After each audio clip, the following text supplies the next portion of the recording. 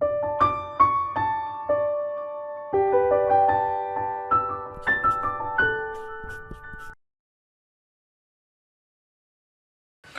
everyone, welcome back to the Audit and Attestation class. This class is part 2 of the COSO framework. Remember, in part 1 we have covered out of 5 two major components of the COSO. So in the COSO component we have 5 components. First one is control environment, second is risk assessment, third is information and communication, fourth is control activity, and fifth one is monitoring of control. So control environment and risk assessment we have covered already in previous session. So if you have not watched that session, please go ahead and watch that session. And in this session we will be covering the rest of the 3 components, which is information and communication, control activity, and monitoring of control. So let's dive into for more detail.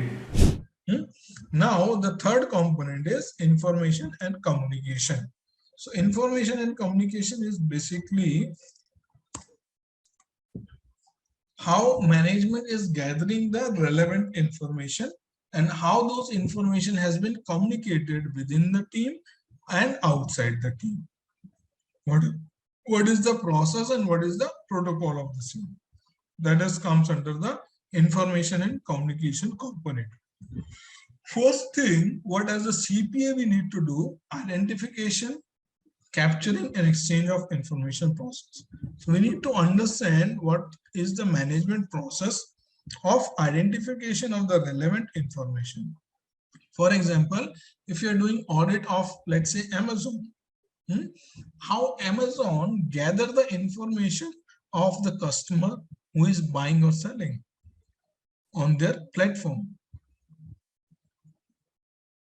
How do you buy any stuff on Amazon?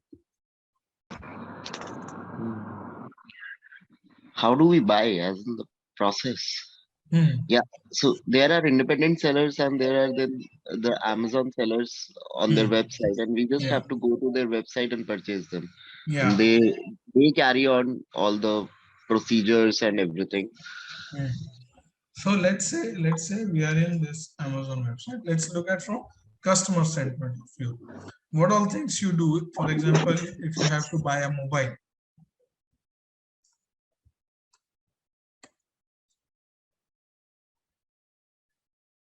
what as a customer we do? For example, if I have to buy a mobile, have to go to or I have to buy a we laptop. can go to the electronic section first, and then we can check out the, in this there would be categories, mobiles and accessories, the first category. Then we choose the brand which we want to shop, like it would be Samsung, OnePlus, or Apple, whatever it is. And then we select the model particular from that particular company which we need to choose. Then we check the prices, then we check the discounts on the credit cards, or if we want to make an EMI or something. And then we place the order finally. Then you go add to cart, right? Add to cart and everything, yes. And everything. And now let's come back to the theory. So here, what exactly as in CPA we need to understand? Identification, capturing and exchange of information. How Amazon is identifying the information of their customer, how their system is capturing the information, and how that information, like from the customer, it will go to the respective seller, and how it is being accounted for. That is what as a CPA, when we are conducting the audit of Amazon, company like Amazon, that is something we need to understand. Make sense? Yes, sir. Kashish, Gurmihar? Yes, sir. Right? Yes, Yes, sir. So this is what like the objective of taking you to the Amazon website, not to shop any mobile, but you correlate this theory with what exactly you do practically in day in, day out. Right? So audit is not a rocket science. It's more of common things which we do in our day in, day out life, but sometimes is it theory, we may not be able to correlate what practically we do in our day in, day out life. It's very simple. What exactly we do, if you as an auditor need to vouch and audit that, what all things you should be understanding, what all things you should be vouching at it. Second is information system, consists of procedure and record relevant to the financial reporting objective. So here you need to understand which information system that company is using. Whether the company is using SAP, they are using Oracle, they are using NetSuite, they are using QuickBooks, they are using Pay1, ADP, which software exactly they are using, and how that software is meeting the objective of financial reporting. So have you heard about chart of accounts? I have heard. Yes, sir. I was involved even in the preparation of chart of accounts. Hmm. So basically, when I was into a PSU, this bullet train project, I was in a consultancy firm and they had outsourced me to manage everything. And so it was a relatively new organization. It has just started in 2017, 16 December or something. So the problem there was that there was totally different. Sorry, we lost your voice, Ayush. Yeah, can you hear me now? Yes, yes. Yes.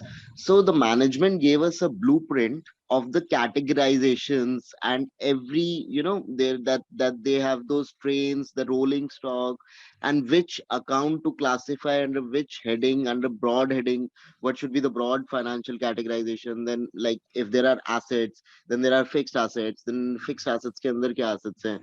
All we prepared a complete chart of accounts and then we implemented it in Tally there in that organization. The Tally was operational. So chart of accounts is basically coding of every particular ledger and what categorization of accounts into the respective head, and then implementing it by mixing it with the IT department and taking it up to the IT department. I think that is how the process was implemented at that time, as far as I know. Yeah, very good. Rahul, you are also sharing some experience. Anyone else would like to share your experience on chart? Yes, sir. I want to share. When in 2017 to 2019, when I was in paper chase accountancy, and at there I was managing some restaurants bookkeeping, and at there I was for new clients I was preparing charts of accounts and suggesting the client for whether they are okay with this charts of accounts or not, and then if on the basis of their nature of transactions during the during the business, and they were approving that, and then whatever suggestions they want they provided, and I was just setting up that in QuickBooks. So Yes. as an auditor, as a CPA, do we need to understand those information? Yes, because it shows the it will show the nature of transactions that we are the business is doing during their period. So it's necessary. What are the material things, and yes. Yeah. So I think good. From Yes, my yes. perspective, it is important because end of the day, we need to understand the roll up, whether it is categorized correctly and it is reflecting the information accurately in the proper categorization and classification of an asset. Yeah, no, absolutely true. And there, like in the information system, like appropriate chart of accounts and their appropriate classification within the system in line with the financial reporting framework. So that is very important to understand. Third point is communication, individual role and responsibility pertaining to internal control over the financial statement. So here, like as a management, are we communicating to the manager, this is your responsibility to review the work of XYZ? Or are we communicating the respective staff, seniors and team member, what is your roles and responsibility for the execution? Are we communicating timely the responsibility of the reviewer, whether it's manager, senior manager, general manager, or any senior person? Right. So this is also we need to understand whether the job responsibilities has been appropriately defined and communicated to the respective individuals who are working in the organization. So that is also part of communication from top management to the respective team member, right? Fourth is communication with personnel about how and whom to report financial reporting exception. So for example, if there is an exception in the financial reporting framework, then the team member should be aware of how it has to be communicated and to whom it has to be communicated. So this communication is also to be told in advance to the respective team member who are being involved in preparation of the financial statement. Right? Makes sense?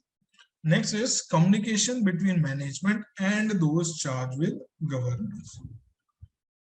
Management and those charged with governance, as well as third party such as regulatory authority. So how team is communicating, like your staff, senior, assistant manager, senior manager, general manager, president, vice president, how they are communicating to the CEO, how they are communicating to the CFO, how they are communicating to the COO, how they are communicating to the auditor, how they are communicating to the internal auditor, how they are communicating to the third party lawyer, how they are communicating to the government authorities, right? Those protocols need to be timely communicated and fixed as per the company's policies, right? That is all you, that is also, as a CPA, we need to understand what exactly is the protocol of the communication, so that accordingly we will ask to the respective person for the respective inquiries, right? So it helps us in understanding more in detail to which person we should ask what question. You know, if you, to the production manager or to the production in charge, if you go for any payroll query, he will not be answering anything to you, right? As a CPA, it makes it more effective and efficient to our audit when we know who is the right person for which specific inquiry, or which specific question, or for which specific audit evidence you need it. Make sense? Yes, sir. This is the third component of the COSO, information and communication. So what are the first, what was the first component? What was the first component of COSO?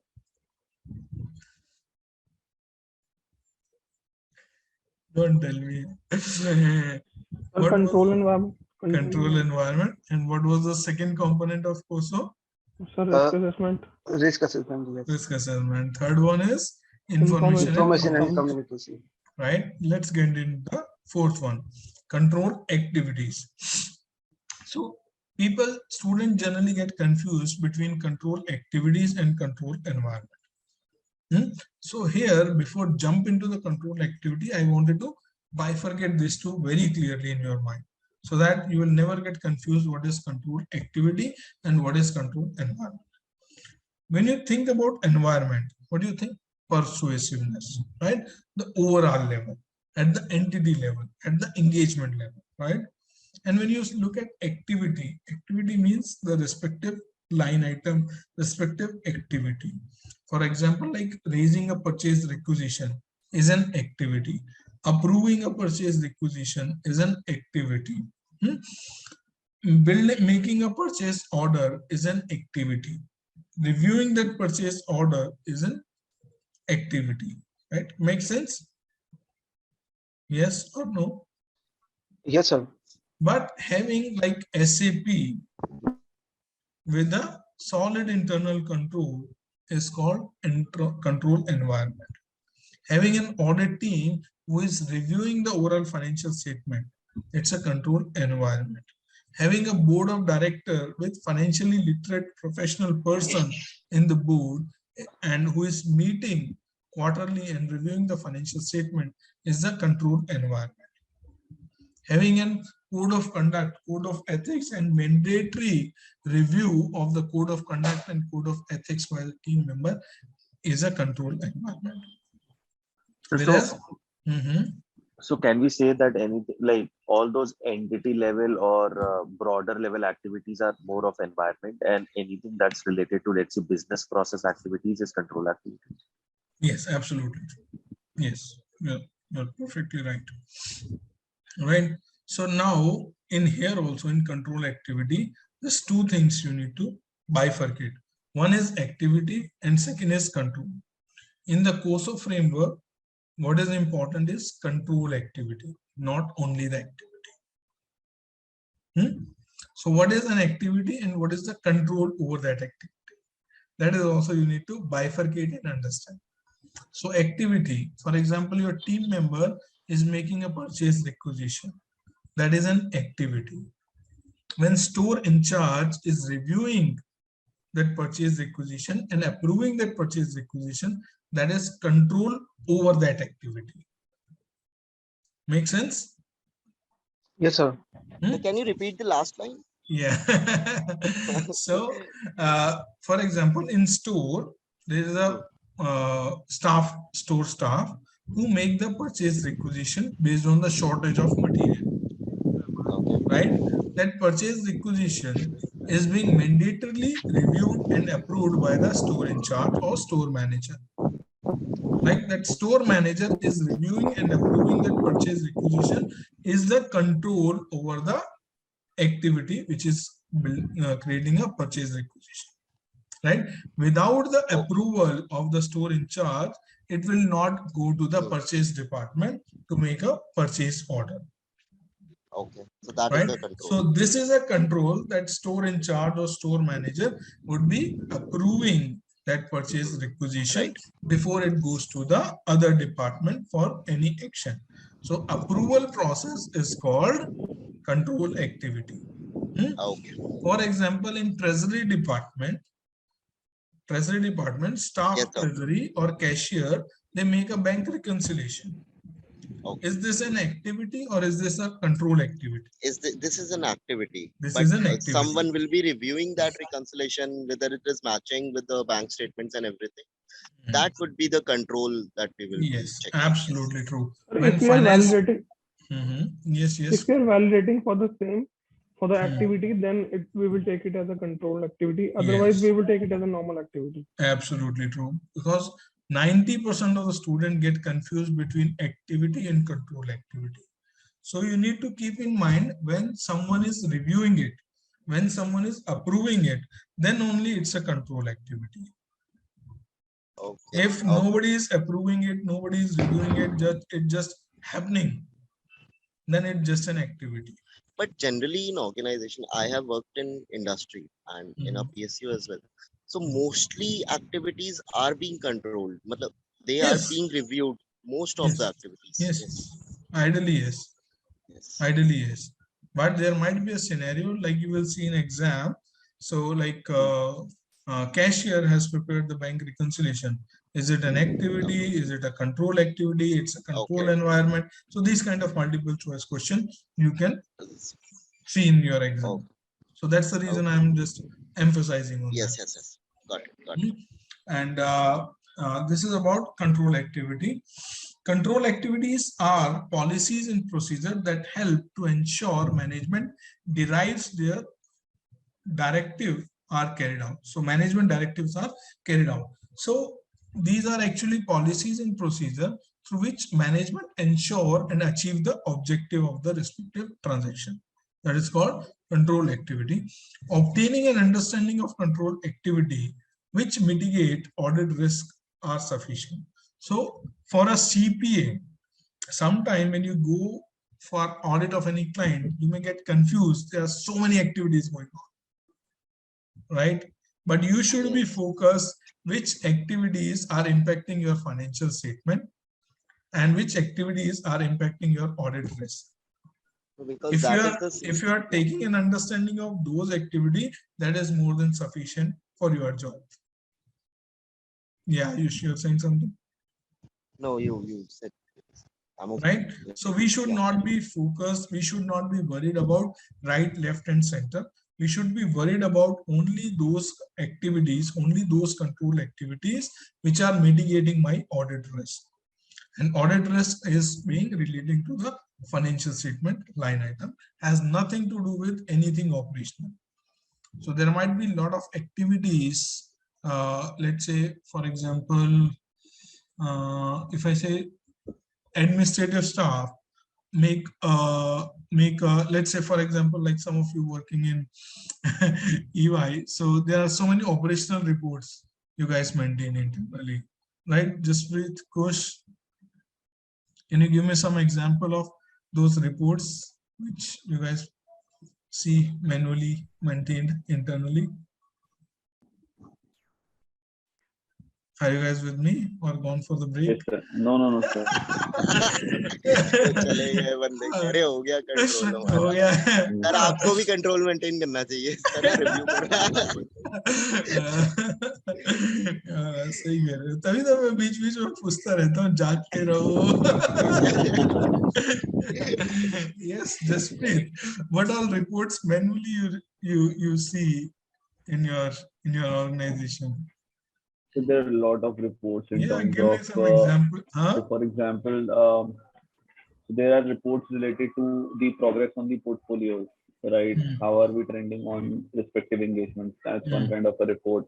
The other reports are like, for example, if we talk about onshore, like onshore, there are like X number of engagements and how much we as in GDS have penetrated on those engagements. That's the other set of reports.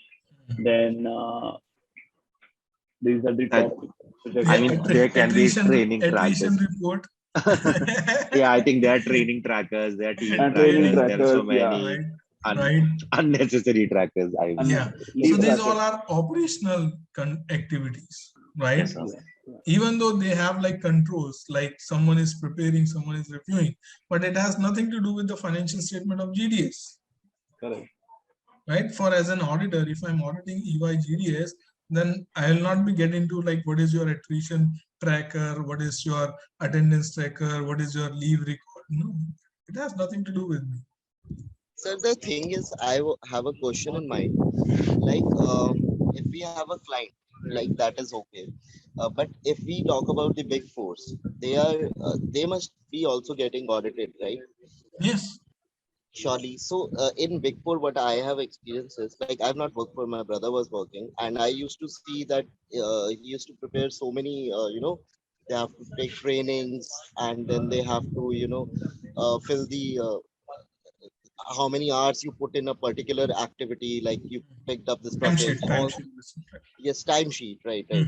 So all these are activities as well. So, but what I feel is these are also control activities to fulfill the management directives, that the employee is actually updated always, and he's able to work in a particular manner. So this would also be a control activity, right? Yes, but it is not impacting my audit risk.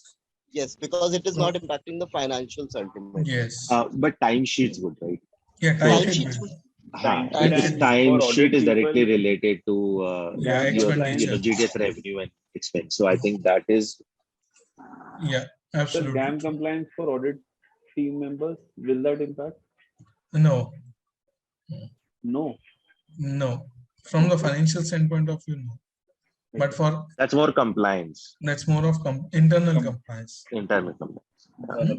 Okay. Right. So don't dig too much, but high level, just understand as an CPA, as an auditor, we should be, to make our audit more effective and efficient, we should be focused only on audit activities, audit risk, not to the general risk or not to the entity risk or business risk. Right. So that was the intent of this discussion. So obtaining an understanding of control activity which mitigate audit risk are sufficient. Right. Auditors are not required to take understanding of all controls activity. So please do not make your audit ineffective by trying to understand each and everything. It will not give you any additional benefit being an auditor. It may give you some additional knowledge at a personal level, but as an auditor, it will not add any value. Next is, auditor should also obtain an understanding of IT effects on the control activity. Nowadays, like all the big companies have significant IT infrastructure in which they are maintaining and managing their books of accounts, their records, their all the relevant evidence, and including audit trail. So as an auditor, as a CPA, we should also know how much the entity for which I am performing audit is dependent on IT. For that, I need to understand like authorization metrics in the system, segregation of duty, how safeguarding of assets they are. Like for example, like access control, logical controls, right? Performance review, assets accountability, how they are maintaining in the system. So those all things also I need to understand the control activities in the IT infrastructure or in the IT environment, right? So far we are done with 4 component of COSO. What all are the 4 component? First one is So control environment. yeah. Control Second environment. is So Risk assessment, Risk assessment. yeah. Third is communication and information. communication with the information. fourth one is You have to scroll up. scroll up. Control activities. Control activities. Control activity, right? These are very important. That's the reason I'm like emphasizing again and again. You will see this COSO component in your audit exam as well as in your BEC exam, right? So next, 5th one is monitoring of control. So far we understood control activities.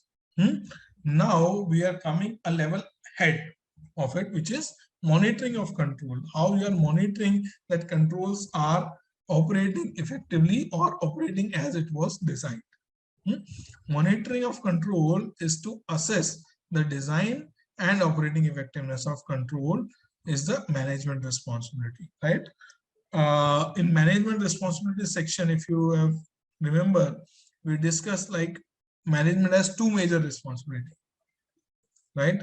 First one is DIM, design, implementation and maintenance Yes. of internal control. The second one is In order to check like whether the financial statement, is working. what is the second major responsibility of the management? Come on, come on, come on. Ensure the fair presentation of financial statement in line with the Yes, sir. reporting. In order to ensure that. Framework. Right? So these 2 are major or main responsibility of the management, right? So auditor should obtain an understanding of first material activity that the entity used to monitor the control over the financial reporting framework and how those activities are being used to initiate corrective action to its control. Second is sufficiency and reliability of the source and basis of the information from where those information are coming. And third is selection and application of accounting policies, principles, identification of reporting standard and regulation that are new to the entity. Internal audit to review and test the design operating effectiveness of control is an example of monitoring of control. So monitoring of control, like certain example, like if you have internal audit team. So internal audit team, what they do? They monitor whether all the employees are performing their activities and all the managers are doing the review appropriately or not, right? What internal audit do? Any idea? What is the job of internal auditor? Hey, kuch idea? Any idea? So doing similar set of exercise what start auditors does, but end of the day reporting back to management instead of giving it to What their. exactly? So they also do sampling, vouching, substantive testing. But my only, I mean, I had a question, but so it's more about. So I think they also do operational controls, and they don't only focus on the financial controls, because end of the day, management would want to see both when they are monitoring internally. So I think they would focus on both design, like they would do similar exercise, design, checking the design and operating effectiveness of the controls, and they will also do vouching and substantive testing.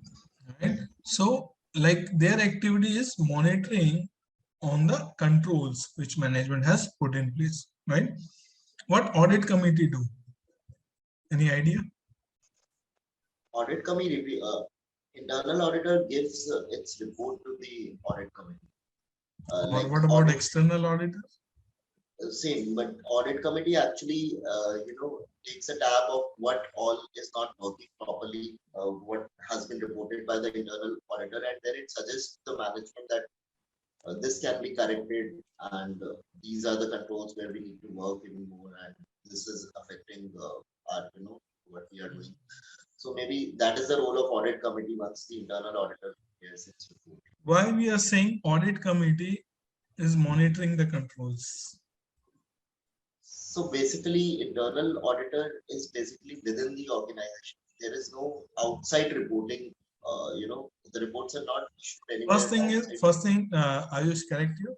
Internal auditor report to the management, and then management in turn share the internal auditor report to the audit committee, and external auditor directly communicate with the audit committee and report to the audit committee. So this is actually the channel. Could you please repeat it? So there are two types of auditor: internal auditor and external auditor. Yes. Internal auditor who are within the team, right? Yes. Or maybe you have assigned someone to conduct the internal audit. They are reporting to the management. That means CEO, CFO, right? And then those management in turn share the report to the audit committee of their internal audit reports, right? Whereas external auditor, like the CPA firm, they directly report to the audit committee. Makes sense? So They do not report to the management, they directly report to the audit committee for issuer. Yes, are you sure saying something? So maybe internal auditor is reporting to the management, and then management takes a review of what it can implement, and then basically it gives its feedback or like to the audit committee finally that these are the steps we would be taking. So audit committee have access to the internal auditor, but it routed through management. So basically it's routed because audit committee wants what management action is taken on the points which generally like internal auditor reporting to the management. Like if you see organization structure of any big company, any multinational company, you will see the internal auditor is reporting to the management, whereas external auditor is directly reporting to the audit committee. So their structure is like that. That's the reason like they are not required to be independent. Yes. Right. Cool. So these are like 5 components of COSO. Auditors should obtain an understanding of all these 5 components of COSO to assess the risk of the material misstatement due to fraud or error and design the nature, timing, and extent of further audit procedure. Assess the risk, and it will help in designing the nature, timing, and extent. This is also good. So now identifying control relevant for reliable financial reporting. So that's the next topic. So we are done with 5 components of COSO. Let's understand this 2, 3, 4 small topics. Okay, we have a couple of pages. Okay, let's do that.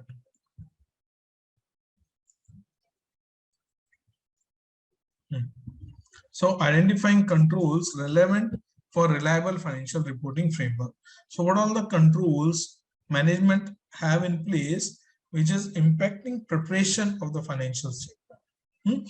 Controls that are relevant to an audit pertain to the entity's objective of preparing financial statement that are fairly presented in accordance with the GAAP. That means, does the management, have you heard about FSCP control? Financial statement closing process control?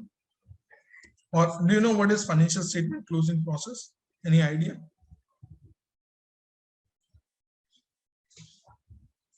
Rahul, Kashish, Kush? Yes, sir. I think primarily there was a month-end process and quarter-end process that is followed. Yeah, month-end process, quarter-end process, right? Yes, so like close. So it's a reconciliation process, and then closing general month end accruals, prepayments, so all type of generals, and So basically, what I yes, feel sir. is in the closing process, we are closing a particular month for Yeah. the entity. So because we do that because we need to fix the trial for that particular month, so that further activities which are related to finance, the tax activities and everything, can be carried on smoothly with the if the uh, closure of books is not done, anyone can go and put an entry again and again, which affects and which will not help the management as well to get the real figures. So that is the closing process, in which they put the adjustment entries and everything and close the accounts for a particular month. Yep. Anyone else would like to add? Financial statement closing process. Yeah, Jaspreet, Gurmehar, are you guys here today?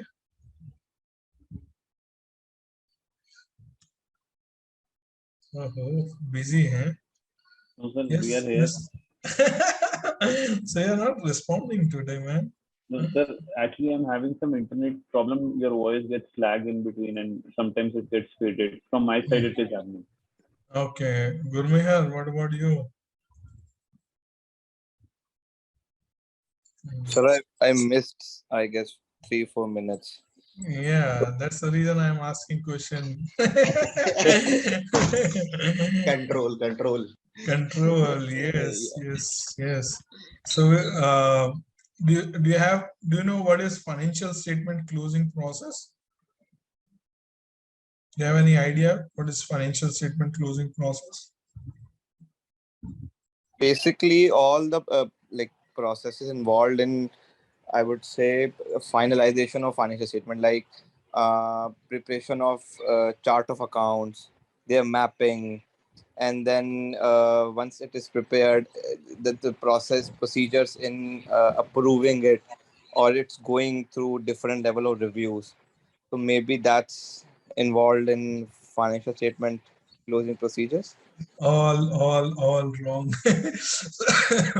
So chart account is like at very early stage when you are developing your software or developing your you can say ERP system or something like that. So financial statement closing process is basically the process involve preparation of the financial statement, right? So in that there might be some accounting people who will be involved, or you can say controlling team who will be involved in preparation of the financial statement, in which they will be gathering the information from the respective department for the preparation of financial statement. Like I think Rahul has shared, like every month end they do like reconciliation. For example, account payable team, they will do all the reconciliation and closing of their accounts, including provisions, estimate and everything. Sales team also, they will also do closing of their sales, cut-off procedures and everything. Same way like PPNE team, they might be calculating like depreciation, making a depreciation schedule and everything, right? So all this information has been gathered by the team who is preparing the financial statement. So from the lawyer, they will take the confirmation. From the banker, they will take the confirmation. From treasury team, they will get bank balances. From the AB team, they will get the closing of the creditors and estimates and provision and so on and so forth, right? And after that, let's say the finance executive, he is preparing the financial statement, right? And then finance manager is reviewing the financial statement which is being prepared by the financial executive, and he is having a checklist which is called, let's say, accounting standard checklist, gap checklist. So he'll be ensuring that account executive or financial executive has taken care of all the respective financial accounting standard requirement or gap requirement for the reporting framework. So this is like maker is financial executive and reviewer is finance manager. So that's the first control. And then after it goes to, let's say, finance controller for a further review, right? So finance controller also review the compliance requirement of SEC, compliance requirement of corporate governance, compliance requirement of PCOB. So all those things like been taken care by the controller, and then it goes to auditor to conduct the audit. And then once they have conducted the audit, it go to the audit committees or board of director for their signature. So all these controls are financial statement closing process related control. It means when you are preparing the financial statement, someone is reviewing the financial statement, someone is ensuring the application of GAAP, someone is ensuring the appropriate disclosure, someone is ensuring the all SEC requirements, and then someone is approving it, which is like board of director, audit committee, independent director, CEO, CFO, finance controller, right? These all comes under the financial statement closing process and related controls. So now just keep this thing in mind and let's understand what is being mentioned over here in the book. Identify control relevant for reliable financial reporting framework, right? So controls that are relevant for the reliable financial reporting framework. Controls that are relevant to an audit pertain to the entity objective of preparing financial statement that are fairly presented in continuity with the GAAP, right? So all these controls which we were discussing are ensuring that company is in compliance with the GAAP. So those controls are comes under financial statement closing process control. It's auditor professional judgment based on understanding developed over the period to identify and assess the control relevant to address the audit risk. So here the financial statement closing process, here the risks are generally high. So as an auditor, we should keep more close eye on the financial statement closing process and the related control. The auditor should consider the following factor in exercise of the professional judgment. First, understand like materiality at overall financial statement level, performance level, account level, and the summary of unadjusted difference level. Then second, he or she need to keep in mind size of the entity. How small is it? Like, is it a startup company? It's an early stage startup, or it's a mid-sized company? It's a big company, or you can say large accelerator, or the filer, or a listed company, right? So those things also, as an auditor, we need to keep in mind. Third is nature of the entity business. So whether the entity is in business of trading, whether the entity is into the business of, let's say, liquor, or which is highly regulatory environment like oil and gas industry, right? Whether the company do have like operations in different country, so accordingly like different countries law and regulation they need to follow, right? D is diversity and complexity in the operation, how complex their operation are, what are the diversity in their operation, legal and regulatory requirement, nature of complexity in the system, right? So these all things as an auditor we need to keep in mind when we are evaluating the financial statement closing process, right? So in addition to that, have you heard about IPE, information produced by entity consideration? Yes, sir. Anyone would like to share what is IPE? So basically, whatever the information entity is produced, while we are assessing the control, so we need to check whether that base information is complete and accurate. So in that way, we'll check whether IP is like it's satisfactory, and then we'll proceed with the testing of controls. Okay, so when you are in like you can say we are still continuing on this monitoring of control, because all these things comes under the monitoring of control. So IPE is more of like information produced by the entity. So as a CPA, we need to give appropriate consideration for the information which is being produced by the entity to ensure the information which they have shared is complete and accurate or not, right? So there might be certain information which is directly coming from the information system. So as an auditor, as a CPA, we need to ensure that appropriate parameter has been considered when they have extracted the information from the system. right? For example, like bank statement, let's say. So for example, I am a CPA and you are an auditee.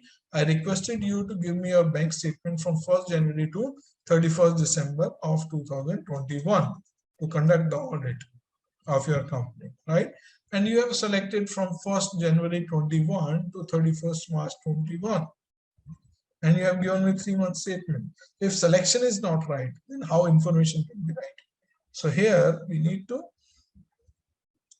to see whether the management has given a right instruction to the system, so that the system will give appropriate report. Second thing is, for example, let's say to conduct the audit of financial statement 2021, you have requested the management to give you the sales register, right? So management has given you the sales register. How do you ensure the completeness and accuracy of the sales register which management has given you? Any idea? Or any rough thought? So we'll take the screenshot of what parameters were used to run the report. And then we will also do clerical accuracy, where we will check the sum total and stuff. And then we can also check the count of items that's there in that, let's say, Excel file versus the screenshot that we have received, which shows the count in SAP. So those are some of the checks that we can do. So, sorry, your voice was not clear, Kush. So one, you said like we will check the parameters. And what was the second point you have mentioned? Some parameters, then clerical accuracy, like sum total of, let's say, balances that matches to that screenshot. And usually the third piece can be the total count of items that's there in that Excel file and what is shown in that screenshot. So these are few checks that we generally do in order to be into. Yeah. So earlier Rahul has also mentioned they do like reconciliations. So reconciliation controls are also to ensure like completeness of the reports, right? For example, for the sales register, is it matching with your journal ledger, which is coming in your financial statement? Or is there any top-up entry or adjustment entry? Or is there any difference between what is coming in journal ledger and what is in sub ledger, right? Those all things we need to verify to ensure the completeness and accuracy of the report or information you receive from the management. For example, like IPE are majorly like sales register, purchase register, journal register, cash book, bank book, depreciation calculation file, rent calculation file, Excel sheets, right? These are generally required to give an IPE consideration. Either extract from the system or manually they have prepared any such file. And sometimes student will get confused. Does all the information produced by the entity to the auditor require IPE consideration? The answer is no, right? Only those information which have let's say like calculation, permutation, combination, or you can say the detailed information are required IPE consideration. For example, we have discussed sales register, purchase register, journal register, cash register, bank register, depreciation schedule, AR aging, AP aging, right? So in which you have calculation, which required like a lot of mathematical accuracies, right? So they are only IPE consideration required. But if company is giving you sales invoice, company is giving you purchase order, company is giving you agreements, company is giving you minutes of the meeting. So those are not IPE. Those are evidence, right? Makes sense? What is the difference between IPE and non-IPE? Anyone would like to add from your experience? IPE and non-IPE? So IPE consideration is required in those information, generally what we receive in like Excel format, which is like your sales register, purchase register. There are so many line items and the total of that is being matching to your financial statement. But to validate those line items, if you are receiving invoice, purchase order, sales order, agreement, attendance register, which is being like kind of manual things. So those are not required IPE consideration, right? Those are evidence. This is also key difference in which most of the time professional get confused, whether I need to give the IPE consideration, because if you consider something as an IPE, then you need to perform the audit procedure to ensure the completeness and accuracy of that particular report. So all information which you receive from the management is not an IPE. Only the reports, calculations, or you can say information which has like bunch of data, those category of information are called IPEs. Make sense? Yes, sir. Yes, completeness and accuracy testing is required when there is a bundle of record provided by the company and required mathematical accuracy and completeness of that record, right? So that comes in IPE. Now, yeah. Timesheet also we can't consider into IP, right? No, if yeah, timesheet, like for example, if you are extracting the time recording by all the employees and you are using it for the audit purpose, then it is an IPE. But an individual who has just signed up for, you can say, their attendance in the attendance register, let's say manually attendance register, then that manual attendance register in which that individual employees are signing up is not an IP, is an evidence of the person who has come to the office, right? Okay. So, but for the payroll team, can we consider it? No, IP is more of like you can say reports, calculations, majorly Excel sheets are being required IPE consideration. But document like purchase order, sales order, or sales invoice, or you can say agreement, lease agreement, or you can say approval for the leave, emails, those are not IPs.